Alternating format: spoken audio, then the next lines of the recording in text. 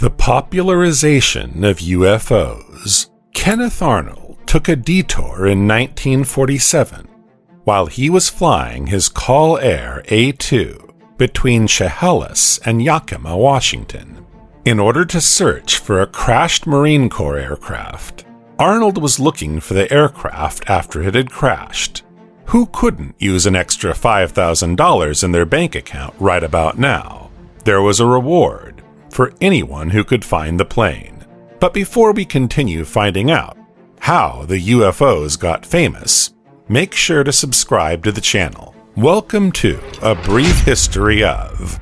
Now, without any further delay, let us get back to the topic. A saucer-like craft. While Arnold was flying around looking for something, he stumbled onto something else entirely, which was significantly more peculiar than the thing that he had originally been hunting for. 9 separate objects moved in the air, in an orderly pattern, while he gazed transfixed. Really, that's not that out of the ordinary. You just label this group as a fleet and move on with your day. The vehicle, however, looked to be moving at a rate of speed far above that of contemporary jets. Arnold supposedly measured speeds well in excess of 1,000 miles per hour. As they zipped between Mounts Rainier and Adams, he stated that after returning to Earth, the object's movements reminded him of saucers skipping across the sea. However, the journalist noted that the craft was saucer-like. Not many people believed him. Know of how Arnold felt about it, his sighting sparked a pandemic. A little time later, reports from all throughout the United States mirrored their own. The stars aligned, ushering in what experts in the field of ufology call a flap, a time of increased sightings. Arnold's silence wouldn't have altered the course of history too much. A similar uproar might have been caused by another sighting a year, 2, or 5 years later. After all, everything happens inside some kind of cultural framework. Arnold's era, like our own, was tinged with suspicion of strangers, worry about the invasion, and wonder at technology, making it an ideal venue for ufological speculation.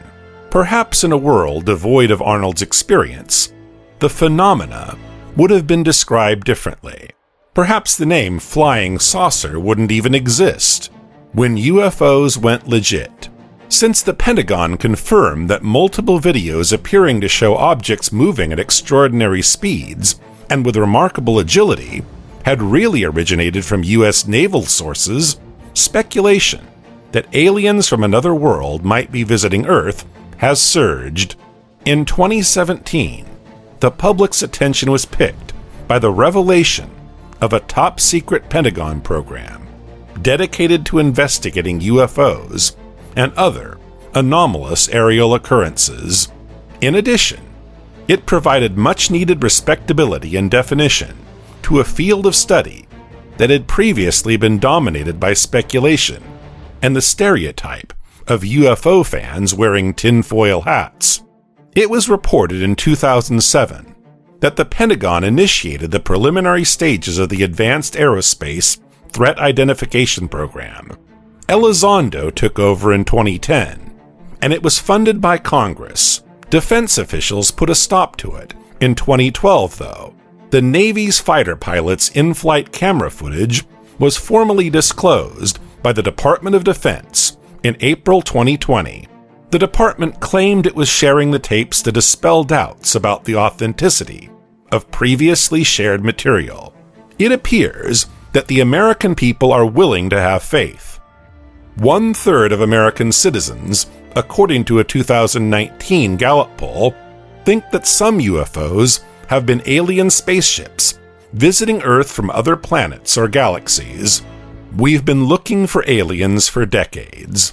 Hollywood and the pulp fiction industry have long been fed by the idea that aliens would one day arrive on Earth and colonize it.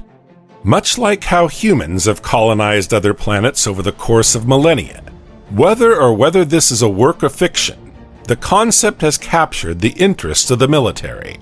The American public's obsession with extraterrestrial craft can be traced back to July 1947. It was during this time that the U.S. Air Force supposedly found and brought back an alien spacecraft and its crew from the desert near Roswell, New Mexico. Or so the legend goes among believers in unidentified flying objects. The United States military conducted research to establish if an alien force had arrived on Earth, or if the sightings were the result of unanticipated advances in aeronautics and engineering on the part of a competitor's power.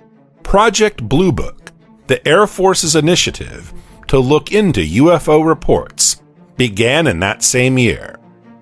Following those first reports, the team received 12,618 additional reports of mysterious events over the next 2 decades. According to the National Archives, there were still about 700 sightings filed under unidentified when the category was discontinued in 1969. The conclusion of Project Blue Book has never been officially released. This is how UFOs went from a conspiracy to a popular matter for the general public and for the government. Do you think we're alone in the universe? Tell us in the comments section. This has been a brief history of UFOs. Thanks for watching. Make sure you like this video and subscribe to this channel if you want more content like this.